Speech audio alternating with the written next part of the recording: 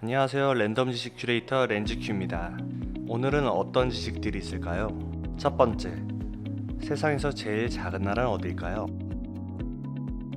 정답은 바로 몰타 기사단령입니다. 1000년 가까이 되는 역사를 가지고 있는 나라이지만 현재는 왼편에 보이는 건물 달랑 한 채가 몰타 기사단령의 땅입니다. 이탈리아 로마에 위치한 건물이며 이탈리아가 소유하고 있지만 치외법권이 인정되는 건물이라고 하네요. 대사관 같죠? 여권도 있고 우표도 있고 정부도 있고 헌법도 있고 국회도 있고 화폐도 있고 심지어 차량 번호도 있다고 합니다. 그리고 무엇보다도 몰타 기사단령은 UN 총회에서 옵저버 자격으로 회의 참석을 인정받고 있습니다. 이 정도면 정말 국가죠? 몰타 기사단령의 국민들은 해외 재난 시 의료 지원 활동도 펼친다고 합니다.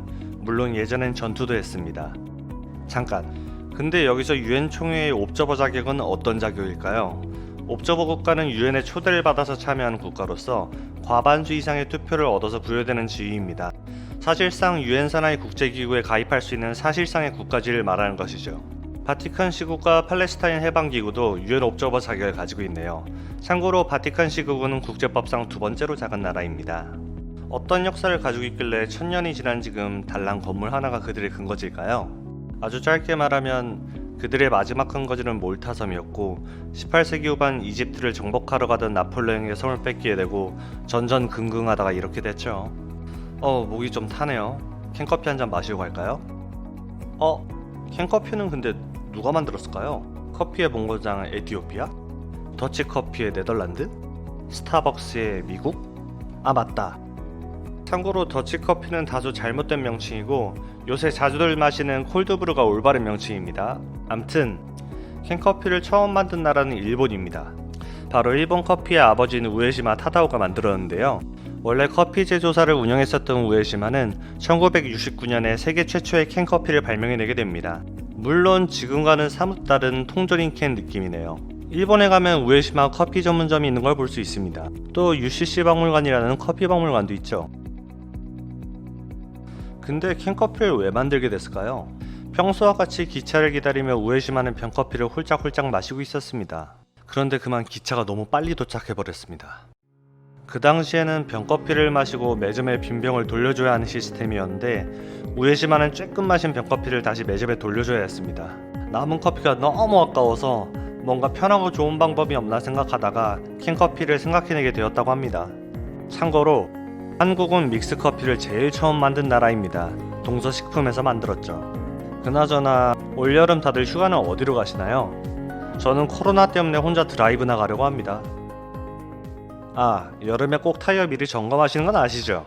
그런데 세상에서 타이어를 가장 많이 만드는 회사는 어딜까요? 미쉐린? 브리지스톤? 굿이어? 정답은 바로 레고입니다.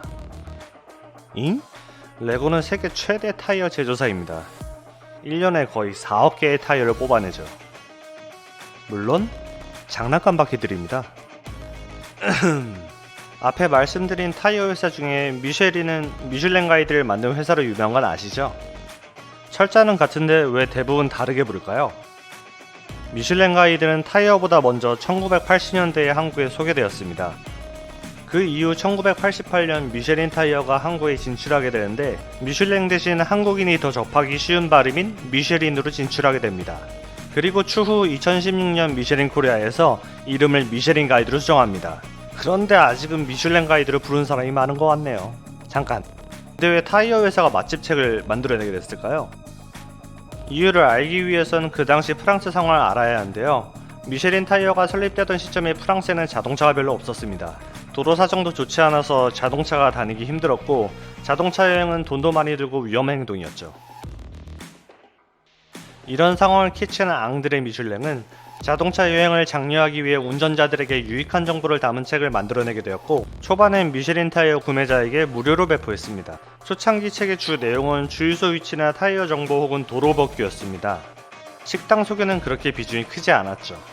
그런데 그의 맛집만 콕콕 집었는지 운전자들 사이에서 큰 인기를 얻으면서 잭팟이 터져버렸습니다.